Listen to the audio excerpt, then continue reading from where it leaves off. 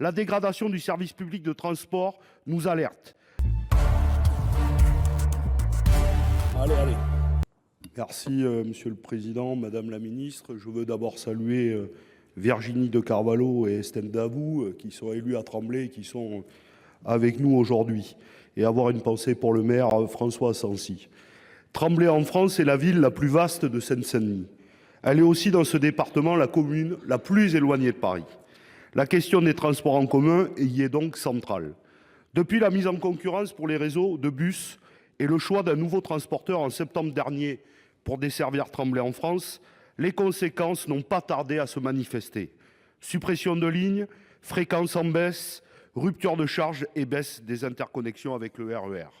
Cette nouvelle détérioration vient s'ajouter à une situation déjà critique, puisque la commune est desservie par l'axe Aulnay-Mitry du RER B, qui connaît depuis 2015 une baisse constante de qualité de service, autant du point de vue de la ponctualité des trains que de la récurrence des dysfonctionnements, alors qu'elle accueille chaque jour près d'1 million de voyageurs. Les difficultés ne s'arrêtent pas là. Par suite de retard de livraison dans la rénovation de 35 rames MI 84 du RER B, le contrat liant Île-de-France Mobilité et Alstom a été résilié. Puis, l'entreprise a annoncé un nouveau retard conséquent pour la livraison des nouvelles rames MI 20 qui ne devraient pas être mises en service avant 2027. Puisque la réduction de la voiture bientôt imposée par la ZFE métropolitaine est un impératif commandé par le réchauffement climatique, la dégradation du service public de transport nous alerte, d'autant qu'elle s'accompagne de projections de hausse des tarifs dans le contexte inflationniste que nous connaissons. Que devons-nous comprendre? Que les Tremblaysiens et Tremblaysiennes devront payer plus pour moins de transport?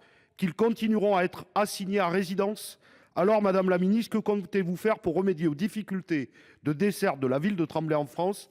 Et allez-vous ouvrir, comme demandé par les élus et plus de 2500 Tremblaysiens et Tremblaysiennes qui ont signé la pétition lancée par la municipalité, des assises de la mobilité pour toute la Seine-Saint-Denis? Je vous remercie. Merci. À vous, Madame la Ministre.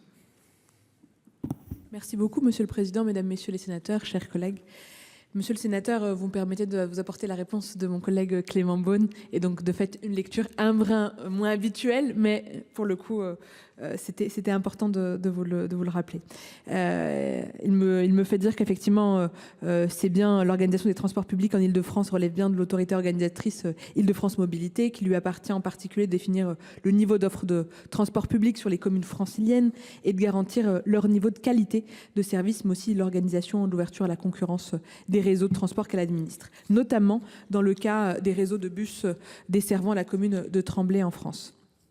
Il est également important de souligner que l'État accompagne le développement et la modernisation des infrastructures de transport collectif en Île-de-France via les contrats plan État-région. Pour la ligne du RER B en particulier, l'État a énormément investi dans le cadre du CPER 2015-2022. D'importants moyens sont de nouveau consacrés par l'État pour la modernisation de cette ligne, constituant un axe majeur de déplacement en Île-de-France. Et de nouvelles contractualisations en cours et des négociations également sont de fait en cours. En effet, les cofinanceurs Île-de-France Mobilité et les exploitants de la ligne ont engagé d'ambitieux programmes de modernisation. Ainsi, un nouveau matériel roulant équipera progressivement la ligne à partir de 2027, avec, et vous le rappelez, plus d'1 an de retard sur le calendrier de livraison. Cette ligne bénéficiera également de systèmes de signalisation et de gestion de la conduite Nexteo. Ce nouveau système d'automatisme, de contrôle et de supervision des trains sera déployé d'ici 2033 sur l'ensemble des sections retenues de la ligne, ce qui permettra d'améliorer les conditions de circulation du RER B. Le récent rapport de la Cour des comptes ainsi que l'expertise indépendante commandée par Île-de-France Mobilité, spécifique à la ligne 3, permettront aussi de poursuivre dans ce sens.